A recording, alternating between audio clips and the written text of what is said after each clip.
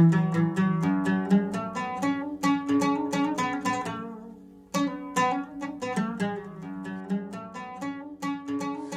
evening, and welcome to the Smithsonian National Museum of African Art's exhibition celebration of Caravans of Gold, Fragments in Time, Art, Culture, and Exchange across medieval Saharan Africa, a project that has been more than 10 years in the making by our organizing partners at the Block Museum of Art at Northwestern University.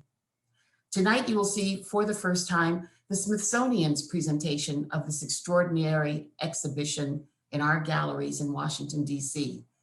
You will also hear from some special guests and have an opportunity later this evening for a live Q&A session with select experts and to join a listening lounge that features music from this wonderfully diverse region on the African continent. Before we get started, I want to thank you all for joining us from wherever you are in the world. It's a privilege to serve as interim director of this museum and to experience firsthand the ways in which this dynamic team fulfills our mission. As the only museum in the United States that collects African art in all art forms from antiquity to the today, we are honored to share this special program with you tonight. And now it's my distinct pleasure to introduce you to the 14th Secretary of the Smithsonian Institution, Lonnie Bunch. Thank you, Deborah. Friends, advisory board members, foreign dignitaries, hello. I'm pleased to welcome you to this tremendously important event. I wish we all could be gathered at the museum to see this wonderful exhibition, but I'm happy you'll be able to see a virtual tour of it. When I found out Caravans of Gold, Fragments in Time was coming to the National Museum of African Art, I was excited, since I was so impressed when I saw the exhibition at the Block Museum in Evanston. I was struck by its ability to centralize Africa, showing the profound ways the West African gold trade connected the world and transformed it forever. The team at the National Museum of African Art have done a wonderful job taking the exhibition, shaping it in their own image, and producing a beautiful, thought-provoking adaptation. These 300-plus works, spanning the Saharan region of West Africa, breathe life into the complex story and material culture of medieval Africa. It's a time and place too seldom discussed and too little understood in the United States. Due to the coronavirus, the exhibition didn't open in April as planned, so the talented folks at the museum used their creativity and made an engaging online version that people can access anywhere thanks to technology. Expanding cultural and historical understanding is central to the National Museum of African Art and to the Smithsonian. While there is no substitute for the real objects, Caravans of Gold is a terrific illustration of how technology can achieve that goal by bringing a robust content to a wider audience. I look forward to the day African art can reopen so visitors can see this remarkable exhibition in person. In the meantime, I thank you for your interest, I thank you for support, and I thank you for taking time to spend with us to celebrate this important exhibition. Please enjoy the rest of the evening, enjoy the tour, and thank you once again for your support. Thank you, Lonnie. As Lonnie mentioned, this exhibition shares an important history with us all about Africa's central role in a globalized world. To share more about her vision for Caravans of Gold, Fragments in Time, please join me in welcoming Kathleen Bigford-Berzak, the Associate Director for Curatorial Affairs at the Block Museum of Art and organizing curator for this extraordinary project. Hello. It's an honor to have the exhibition Caravans of Gold, Fragments in Time presented at the Smithsonian's National Museum of African Art. I warmly thank colleagues there who've made this moment possible. As the exhibition's curator, I feel the privilege of speaking on behalf of the many collaborators who so open-heartedly contributed their time, knowledge, counsel, and encouragement to this project over 8 years of work.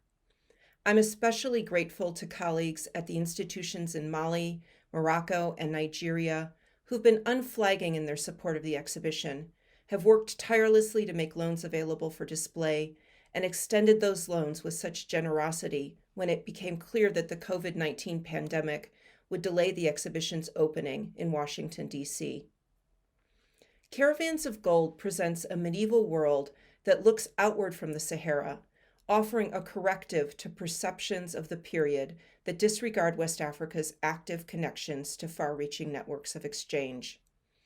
The exhibition takes as its starting point medieval West Africa's sparse and scattered material record by focusing on three major sites, Sijil Massa in Morocco and Gawan Tadmeka in Mali.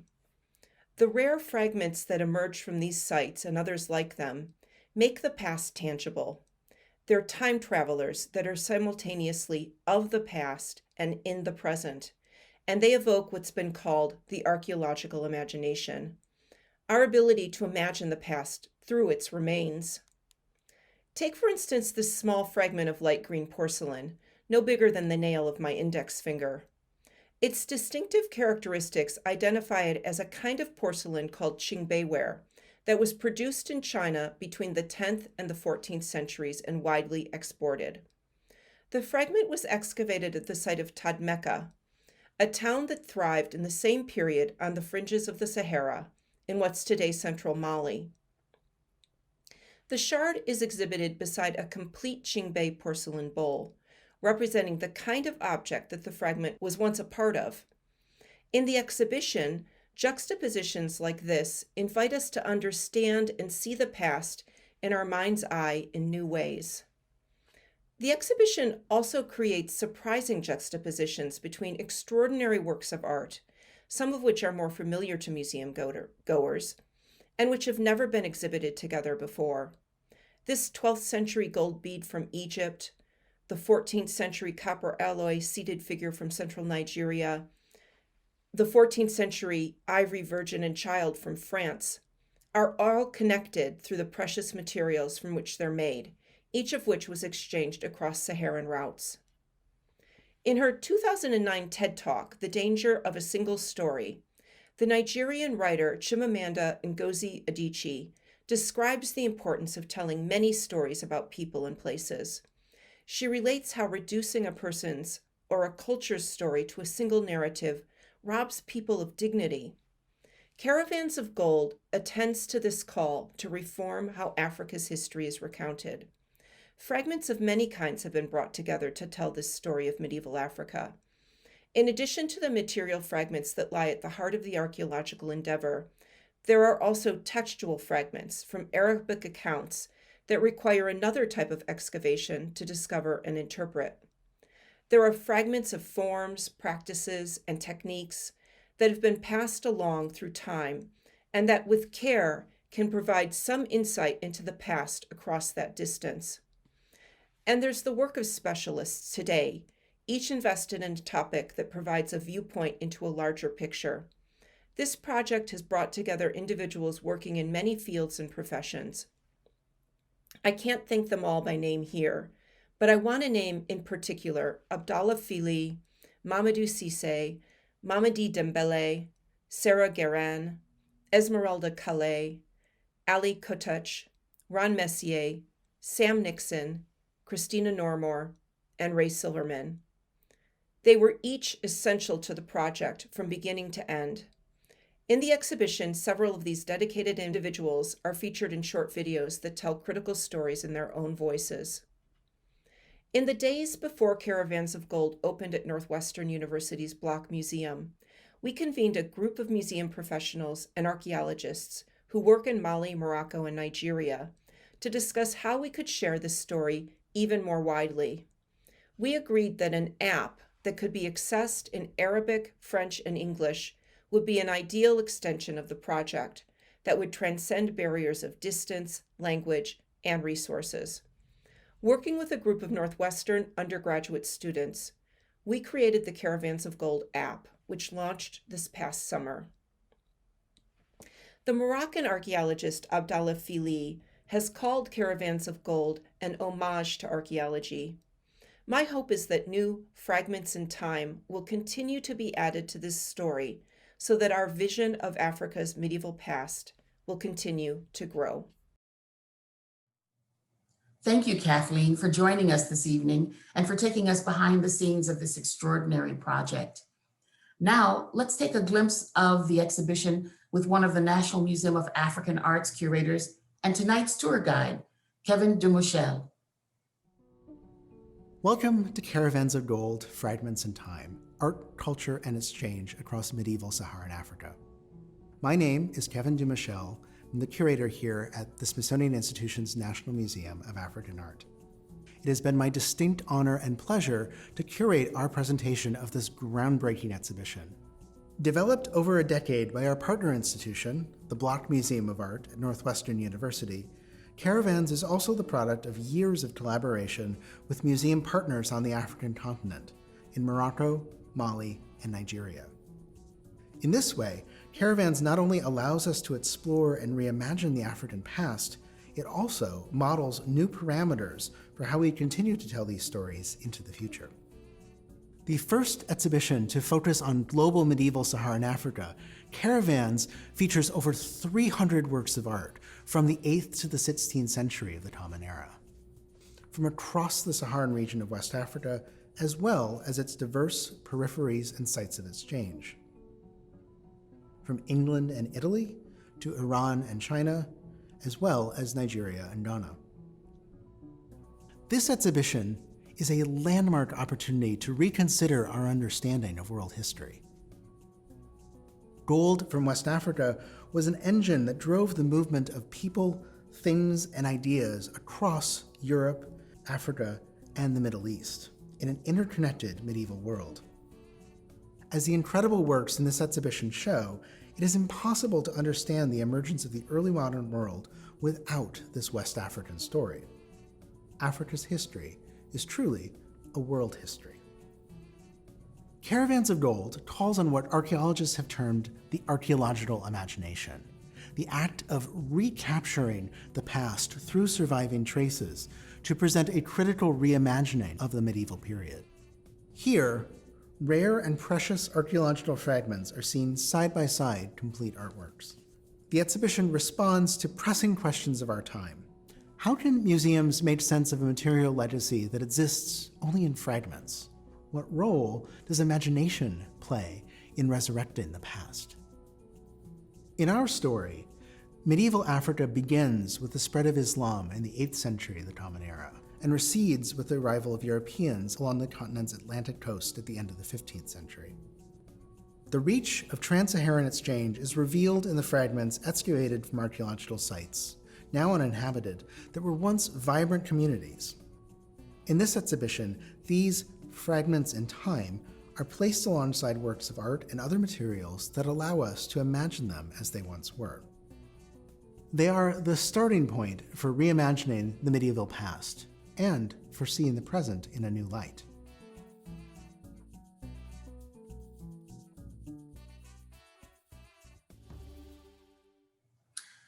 As you've already heard, this exhibition would not be possible without the support of international partners from Nigeria, from Mali, and Morocco.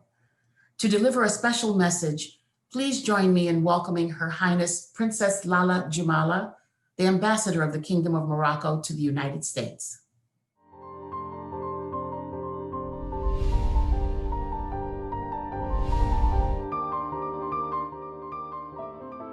Ladies and gentlemen,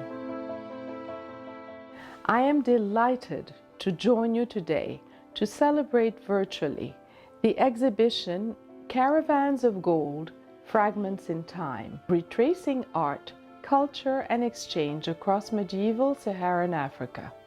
I am particularly honored to represent the Kingdom of Morocco in this event, marking the arrival to Washington, D.C. of such a meaningful and prestigious exhibition. For those of you familiar with my country and its history, Morocco's participation in this exhibition should come as no surprise and is justified at many levels. First and foremost, it is a reflection of the firm commitment of His Majesty, King Mohammed VI, to fully integrating art and culture within the holistic human development model at the heart of His Majesty's vision for a progressive and open Moroccan society. It is also in keeping with Morocco's attachment to its deeply rooted history with the African continent, through spiritual, cultural, political, and economic ties that span back centuries and remain stronger than ever today. Indeed, Morocco's African vocation is one that His Majesty upholds proudly and that can be felt across all walks of life in Morocco. The strong influence of our African heritage is enshrined in the Moroccan Constitution, and one can see it, touch it, feel it, and taste it in many aspects of everyday life, from art to music, food, language, and beyond. Africa is truly part and parcel of Morocco's identity, and this is most evident in the shared history that binds us, going as far back as the medieval times, explored through this exhibition. As you discover the Caravans of Gold exhibition, you will, I understand, the unique role Morocco plays in this Pan-African, global, and cosmopolitan story centered in the Sahel-Saharan region. You will also better comprehend the historic nature of Morocco's Saharan identity and why it is so intrinsically linked to my country's present and future. This wonderful project would not have been possible without the partnership and support of the various Moroccan institutions who generously lent artworks, including the Moroccan Ministry of Culture, Youth and Sports, Bank al-Maghrib, the National Foundation of Museums, the Archaeological Museums of Rabat, and the Department of History and Islamic Archaeology at the University Shoaib Doukali of Al Jadida. I would also like to sincerely congratulate the organizers, the Block Museum at Northwestern University and the Smithsonian National Museum of African Art for bringing such a fascinating exhibition to North American audiences. We appreciate the growing partnership between Morocco and the Smithsonian National Museum of African Art and look forward to many more similar projects together. As I leave you to enjoy the Caravans of Gold exhibition, I am confident that it will not only be a thought-provoking experience, but also one which may undo many stereotypes. For us Africans, it is one we strongly encourage you to explore as a reminder that our continent has always been a land of openness, opportunity, knowledge, and exchange. This precious legacy is one we are proud to perpetuate as we seek a common destiny of progress for what will always be our greatest wealth, our people. Thank you. Shukran.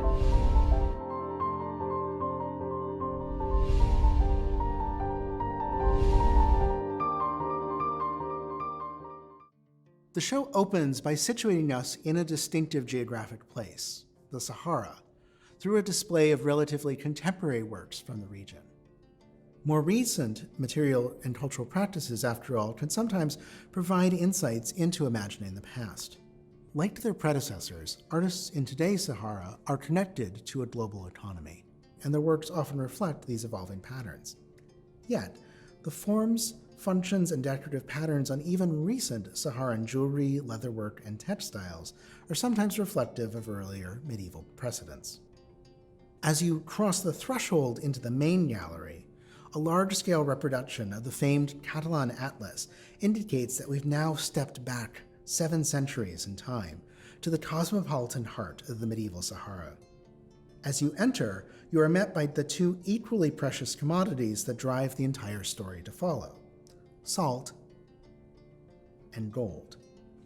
a dazzling display of gold dinars, a currency introduced in the early Islamic empires that circulated for large-scale purchases, join us courtesy of the Bank al Maghrib in Morocco. Many of these dinars were struck at the site of Sijil Massa, a crucial trading entrepot on the edge of the Sahara whose wealth helped states like the Almoravid and Almohad caliphates extend their influence from Spain to the edges of the Niger River and beyond. Gold and salt were at the heart of a global medieval economy that bound Africa with the Mediterranean world. Artists from Egypt, Syria, Tunisia, Morocco, and Italy, to peripheries as far-flung and exotic as England, shared a visual culture of gold. Gold leaf was an appropriate material for European artists depicting religious subjects in panel paintings, as the color was often associated with divinity. The light-reflecting properties of gold brought an image on an altarpiece to life in the flickering candlelight of a church, allowing for the illusion of heaven on earth.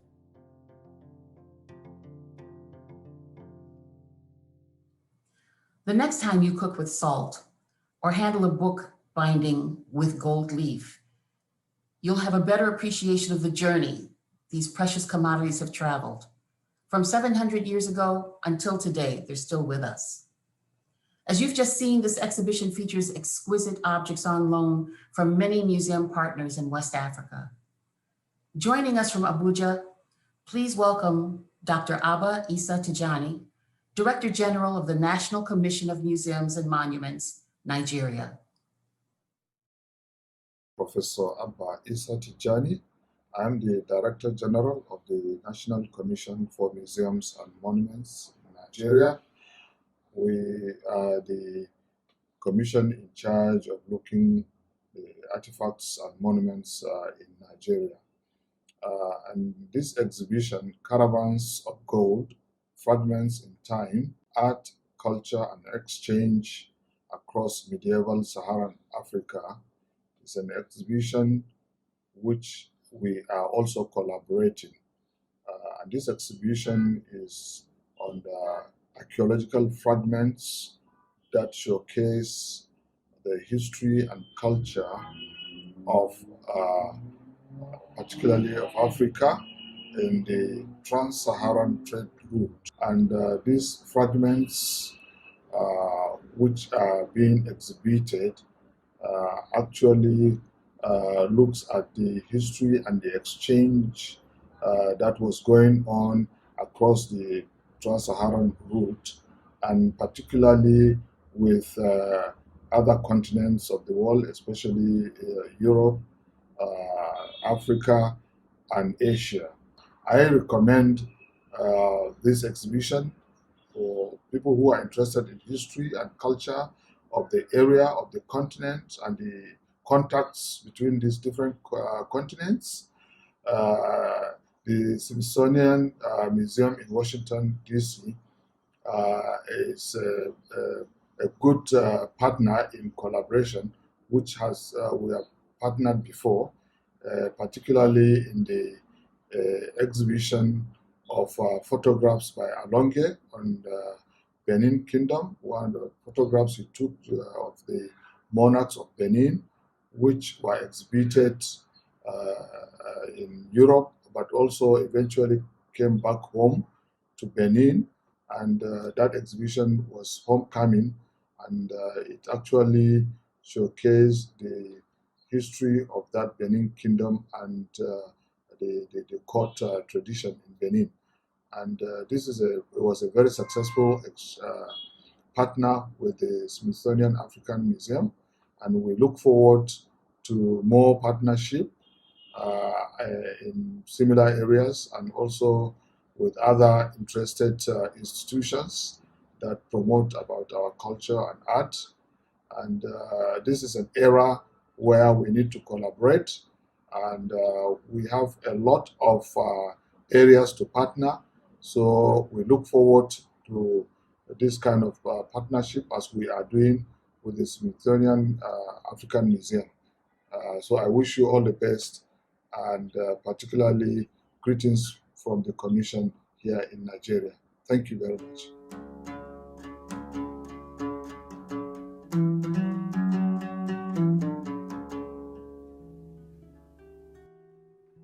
The first gallery of caravans focuses on the trade in luxury goods and the way in which this trade connected peripheries on either side of the Sahara, from the glories of the forest kingdoms of what is now Nigeria to remote and far-flung provinces like Italy and England. Indeed, even kingdoms at the farthest reaches of the Niger River, near its expansive delta in what is now southern Nigeria, were connected to a global medieval economy. The glorious masterworks of renowned West African forest civilizations, like those at Ibutwu and Ife, demonstrate connections between forest, river, desert, and beyond. Archaeological excavations at West African sites associated with the Ife kingdom, as well as with the earlier polity of Ibutwu, reveal the prominence of red gold, or copper, as well as glass beads and ivory among the materials that circulated through the Sahara Desert in multiple directions. Tracing their movement provides a fascinating image of the wide scope of medieval trade. Excavations conducted at Ibutwu unearthed a remarkable group of over 600 prestige objects, including extraordinary cast copper alloy sculptures and more than 165,000 glass and carnelian beads. Evidence ties wealthy and powerful Ibutwu to global medieval trade networks that extended down the Niger River from the edge of the Sahara Desert. Glass beads provide a telling link, the same types that have been found at Ibutwu and at Gao in Mali in the Western Sudan. One of a number of true gems from museums in Nigeria, this vessel, excavated from a storeroom for ritual objects at Ibutwu and known as the roped pot, is a masterpiece of lost wax casting. It was made using a rare technique called burning in which separately cast parts are fused together in subsequent firings to achieve a complex form. This unique casting process was certainly developed independently at this site. Ife, in turn, was the political and ritual center of a kingdom that supported a multi-ethnic regional economy. Its reach extended to the Niger River, nearly 120 miles to its north, paving the way for its participation in global networks of exchange. Finds at the village of Tada, on the banks of the Niger, and on nearby Jebba Island suggest that these were strategic outposts for Ife, linking the kingdom to north-south and east-west trade routes. This figure of a man wearing woven or quilted armor and carrying a quiver on his back was found on Jebba Island in the Niger River. The figure also wears a large medallion, necklaces, armlets, and anklets, along with cowrie shells. Now, cowries from the Indian Ocean were used as currency in parts of medieval West Africa. They might have been transported overland to central Nigeria along east-west routes or across the Sahara and down the Niger River.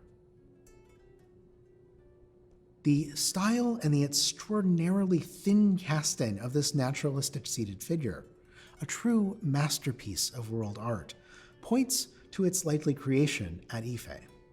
In the early 20th century, the figure was part of the ritual life of Tada, a small village on the bank of the Niger River 120 miles north of Ife, where it was regularly bathed by local caretakers in the river. During the medieval period, Tada's location would have been of strategic importance to Ife, connecting it with long-distance trade. Analysis of the raw copper from which the statue is made suggests that some of the source metal might have originated in France, traveling along these very trade routes to Ife, where it was cast. As copper and other trade goods from Europe made their way south, the large and precious tusks of the African savanna elephant in turn found their way north, where ivory artisans carved this African material into the heart of European medieval religious imagery and ritual practice.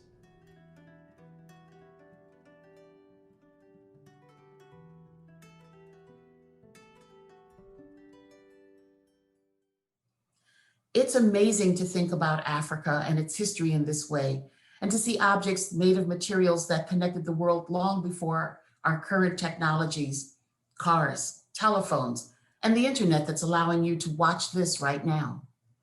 We're fortunate to experience cultural diversity through our social networks, through museums, and from our supporting partner communities. Please join me in welcoming Mr. Ali Kaba, Director of the Washington, D.C. Mayor's Office of African Affairs. Greetings, everyone. My name is Ali Kaba, and I'm honored to serve as the Director of the Mayor's Office on African Affairs. On behalf of the Mayor's Office on African Affairs, I want to send our congratulations to the exhibition partners and the Smithsonian National Museum of African Art for this wonderful exhibition. One of the most unique aspects of Washington, D.C. is its rich mix of people. I'm a proud Mandenka from Guinea-Conakry, and I love seeing so many Africans in the district.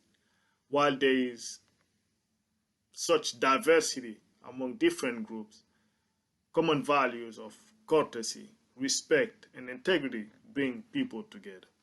And I'm sure that they will all enjoy seeing this exhibition both online and in person when it's possible. My team and I work to ensure that our DC values are reflected in the work done through the Mayor's Office on African Affairs, the only office at the municipal level in the country dedicated to serving the African community. Our DC values are strong and displayed through many efforts for our DC African communities, including our language access program for those with limited or non-English proficiency, the Immigrant Justice Legal Services Grant that ensure legal services to immigrants, and the African Community Grant Program that support the social and economic development of Africans in the district. Truly, Africa's greatness both on the continent and across the world depend on our commitment to unity, collaboration, and advancement. This is why I want to thank the National Museum of African Art for inspiring conversation about the beauty, power, and the diversity of Africa's arts and culture. We look forward to many future partnerships with you. Thank you very much and have a great event. Thank you, Ali.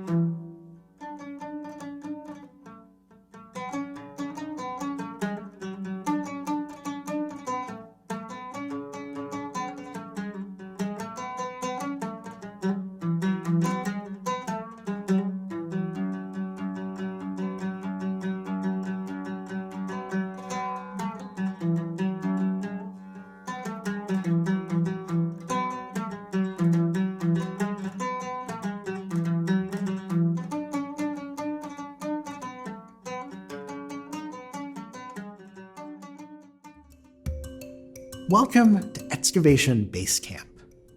From the sorts of fragments assembled here, archaeologists and historians begin the process of reconstructing the past. Join us then in that trip back in time. Materials sifted from archaeological sites around the Sahara Desert are a crucial starting point for understanding the medieval past. These precious fragments connect us to a period that is today almost completely veiled by the passage of time. Remains from 3 sites are highlighted in the center of this space: Gao on the arc of the Niger River, Tadmeka on the southern edge of the Sahara Desert, and Sigil Massa on the desert's northern edge.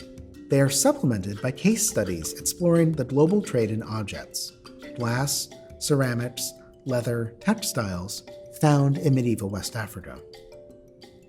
The materials excavated from these sites provide clues to understanding history. However, to fully understand their histories, they must be augmented by additional information drawn from texts, oral accounts, inscriptions, and the careful analysis of a material and cultural legacy that continues into the present day. Together, these diverse pieces of information spark what archaeologists term the archaeological imagination, a process of seeing the long-hidden past. For example, the ruins of Tadmeka in northeast Mali. Medieval Arabic texts describe Tadmeka as a major center on the trans-Saharan caravan trade. The town was located at the desert's southern fringe, where camel caravans arrived from and departed for the journey across the Sahara. Recent exploration of its ruins has illuminated the town's history and its role in the early trans-Saharan world.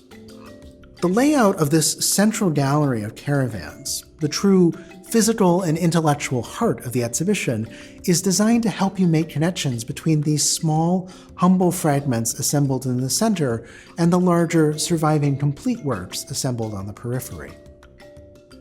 These two Chinese works provide a wonderful example. A small fragment of Celadon porcelain that was excavated at the site of Tadmeka, Mali, is a type known as Qingbai ware. Produced in southeastern China, Qingbai pottery was widely exported between the 10th and 12th centuries and was exchanged along routes in a process called relay trade.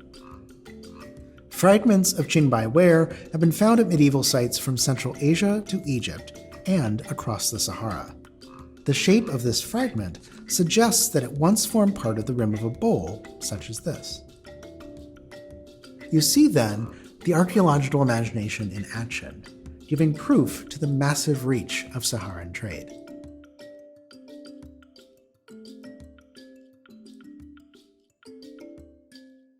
From the Sahara to Asia to Europe, trade then, as now, was a key driver for distributing materials and wares and ideas and cultural traditions that we still share today.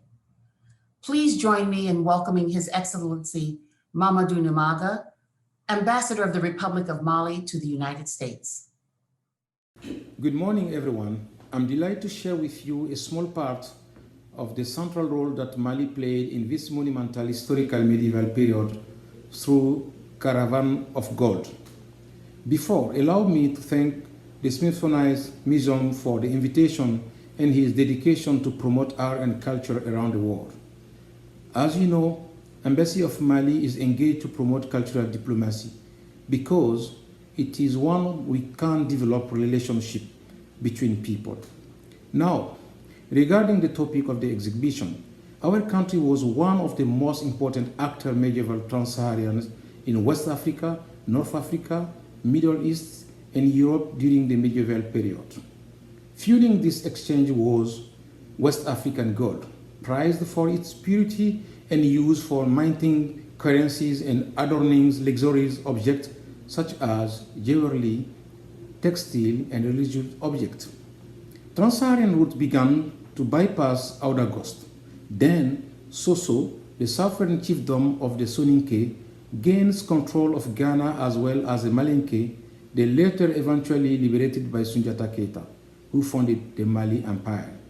The flow of sub-Saharan gold to the northwest probably occurred in the steady but small stream.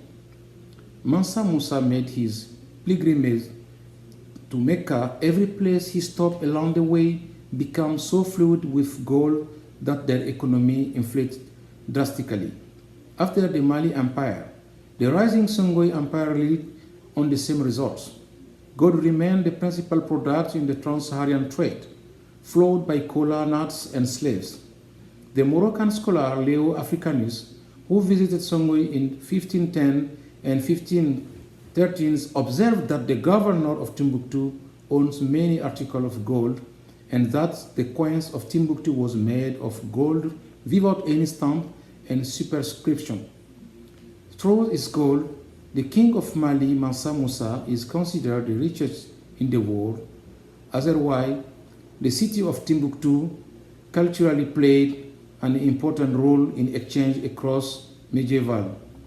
Intellectual activities flourished in Timbuktu, and intellectuals began to write their own books in a religious or secular theme in addition to commentaries or classical work. A hallmark of the intellectual elite was establishment of personal library, a passion that continues to this day. The personal library of Ahmed Baba, 1556-1627, one of the most famous intellectuals of Timbuktu, contained more than 1,600 volumes. Today, it is estimated that there are around 300,000 of these manuscripts in circulation in Timbuktu and neighboring area. Inclusive this page is one of the Africa's greatest intellectual heritage. Fortunately, the keeper of these treasures are deeply committed to the study and sharing of knowledge.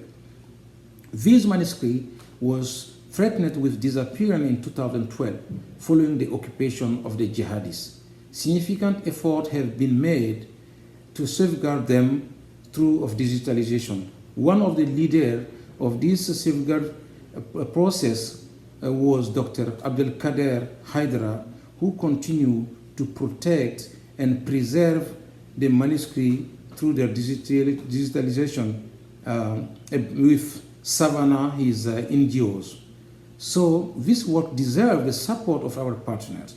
I would like to call upon international community to assist in studying these manuscripts that could reveal important historic and scientific facts. At the time when Mali and the entire Sahel region has been going through a deep and multifaceted crisis, this exhibit is a reminder that this region was once a prosperous one. Thank you so much.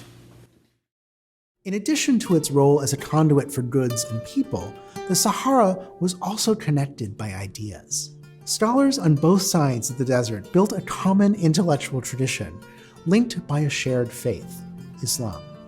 This is one of a number of important medieval manuscripts on loan to the exhibition from collecting institutions in Timbuktu, Mali.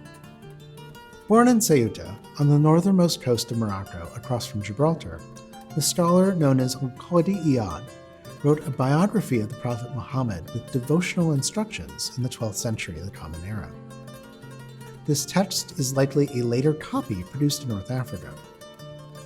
It was imported across the Sahara at an unknown time and is one of over 40,000 objects in the collection of Mali's Ahmed Baba Institute. Connected to the mighty Niger River, the fabled cities of the Sahara gave rise to a unique and expressive ceramic figural sculptural tradition. The elaborate dress of this equestrian figure suggests ceremonial military attire. It may represent a warrior who was once at the command of Sundiata Keita, founder of the Mali Empire, and one of Emperor Mansa Musa's predecessors. An expression of movement, itself rebuilt from fragments, this piece is an embodiment of the Caravans project. At the center of this space are fabulous examples of golden regalia, proof of the duration and reach of both gold trading and gold making in this region. A tiny 9th or 10th century gold ring from Sigil Massa in Morocco is one of only a few gold objects that have survived from medieval Saharan Africa.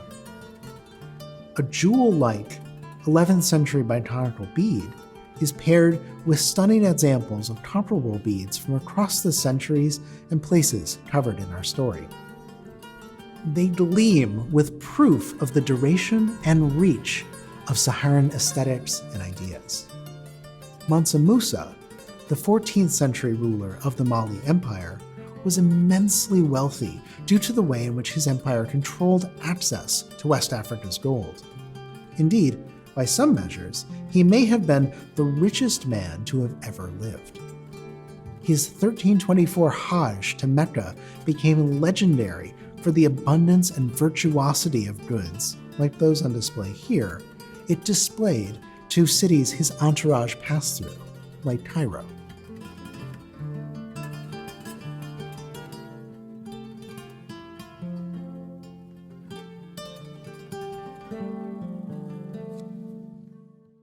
The story of the founding of the Mali Empire and the rise of Mansa Musa in the 14th century is fascinating, critically important, and largely unknown to American audiences. I hope this exhibition entices you to explore these stories further. Let's take a moment to hear from curator Kevin Demuchel about the National Museum of African Art's partnerships for this project. Before the evening concludes, I did want to extend a series of thank yous and shout outs to a number of individuals on behalf of both myself and the National Museum of African Art. Thank you, first of all, to Kathleen Bickford-Burzak for your vision, for your passion, and for your hard work that is on view and evident in this project, which I know has been a passion project for nearly a decade. It is our pleasure to share that vision with our visitors. Thank you as well to the staff at the Black Museum of Art. You've been consummate professionals and wonderful partners in all of our interactions. We couldn't have pulled this show off without your assistance, particularly in light of this trying year in which you've been wonderfully adaptable in working with our staff, so thank you for that. Thank you as well to the staff of the Smithsonian's National Museum of African Art.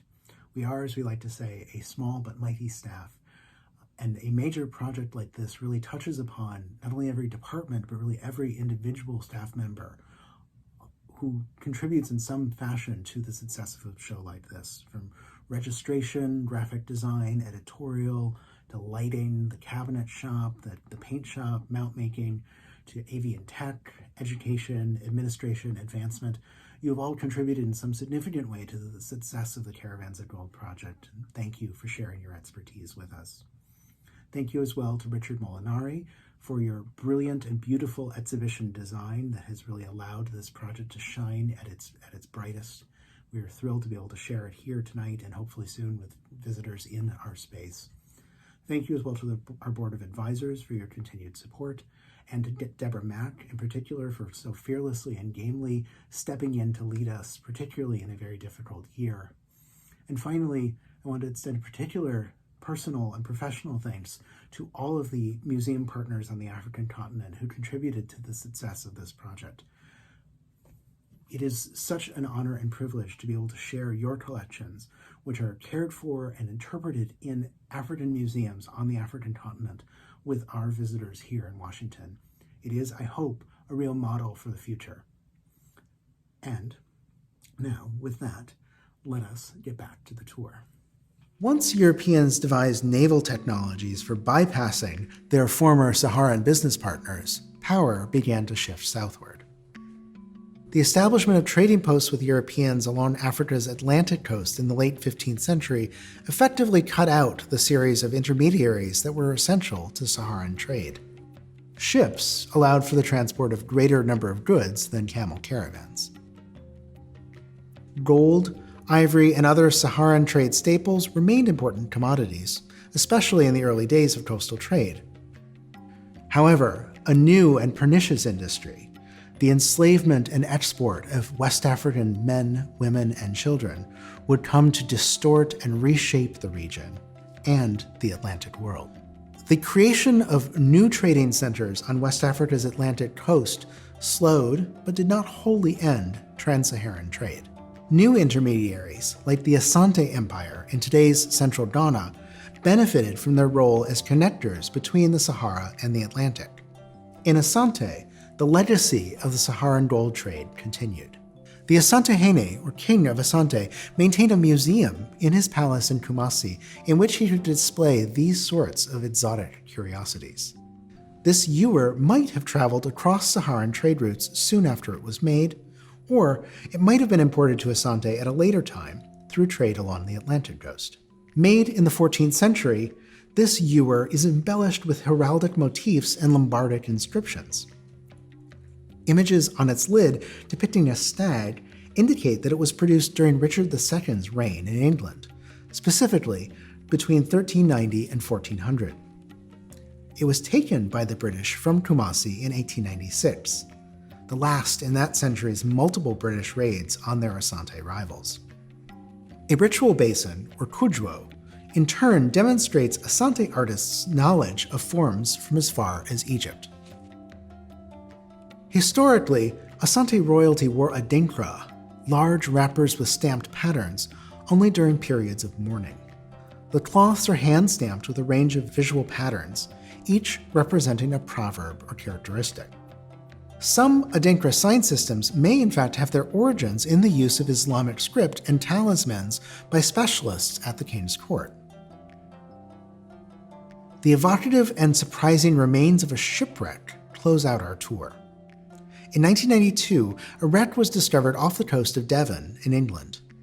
The ship sank in the middle of the 17th century, and its cargo included more than 400 gold coins, most of them minted in Morocco, as well as North African gold ingots and jewelry. Mostly worn and broken, these gold objects were on their way to be melted down and repurposed by the British Crown. Today, these rare items provide a glimpse into late medieval North African goldwork.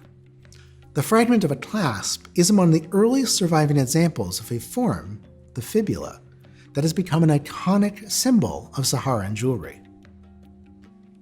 As we round the corner and begin to return temporally to the present day, look for resonances in forms and ideas between these 20th century works and their earlier medieval counterparts.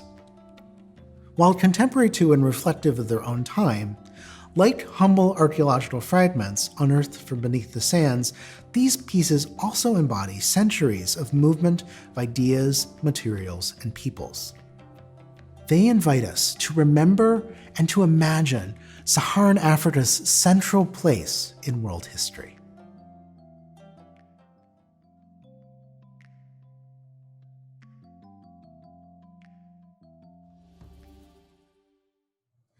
Sharing these vital histories through objects is central to our essential mission at the museum. We could not do this work without support from you and other partners. Joining us next is the director of the Block Museum of Art, Lisa Corin. My name is Lisa Corin, and I am the director of Northwestern University's Block Museum of Art. We are the organizer of the exhibition Caravans of Gold.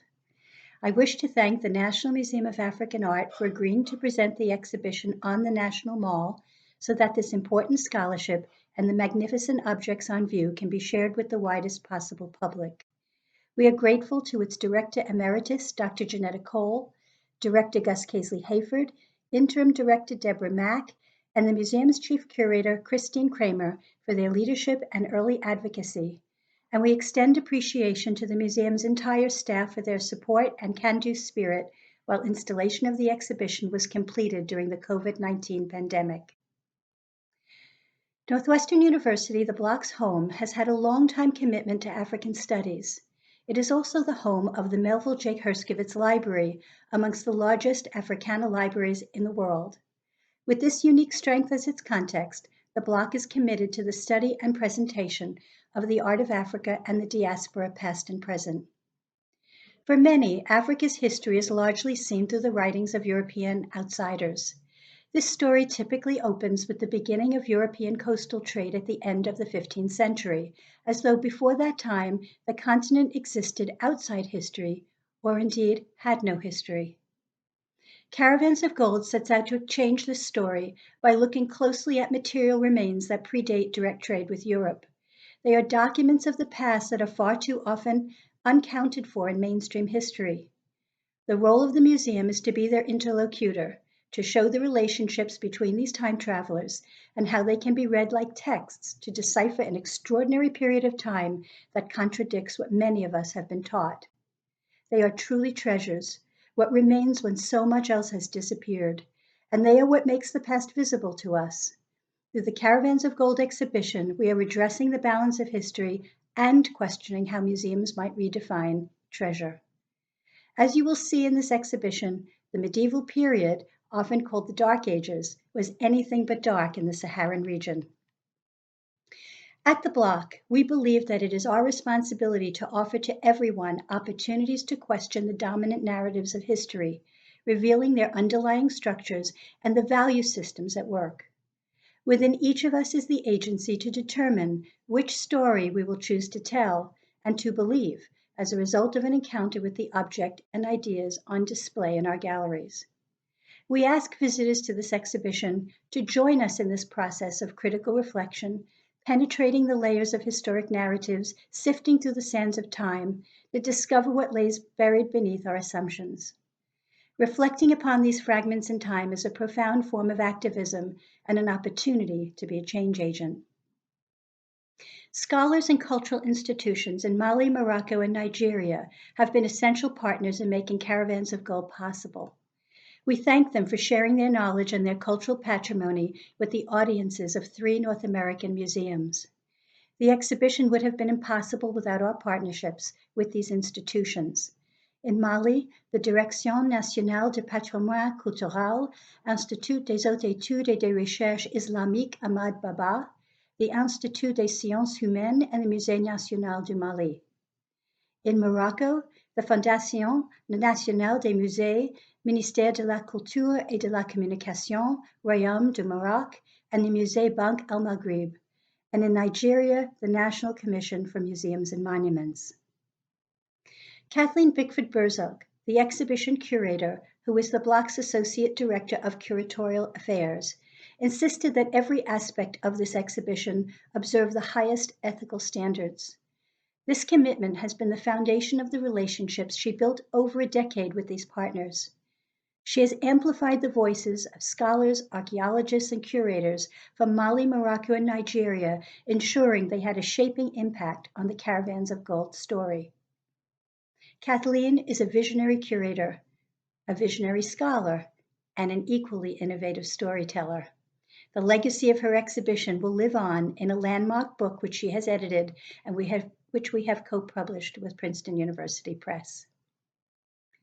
The Block is privileged to be part of Northwestern University, one of the world's great research institutions, and we thank its president, Morton O. Shapiro, and his senior staff for their unwavering support of the Block in this project. I wish to close by thanking the entire Block team, each of whom has been committed to the profound opportunity offered by this timely exhibition. The Caravans of Gold story is a reminder to our fellow Americans that Africa's history is our history, and our history is Africa's history.